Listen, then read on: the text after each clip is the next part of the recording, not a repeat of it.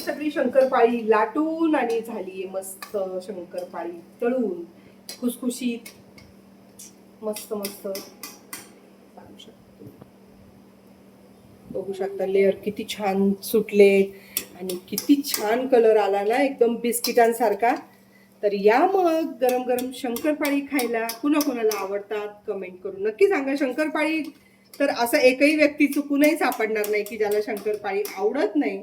आमच्याही घरामध्ये कापण्या फक्त नितीनला मलाच आवडतात आणि शंकरपाळी बाकी सगळे मग पोरं वगैरे खातात आवडीने. तर इकडे पण झाली आहे तळून एवढी. आणि आता हा लास्ट शेवटचा बॅच होता.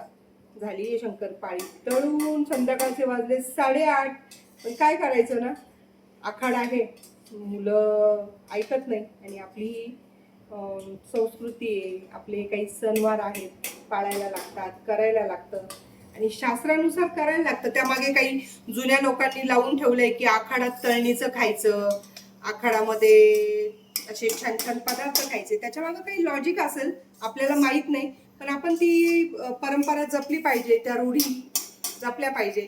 म्हणजे त्याप्रमाणे आपलं पुढची पिढी ह्या गोष्टी करत असते. आणि पूर्ण रेसिपी शंकरपाळ्याची यूट्यूब चॅनलला दिलेली आहे, तर तिकडे पण जाऊन भेट द्या.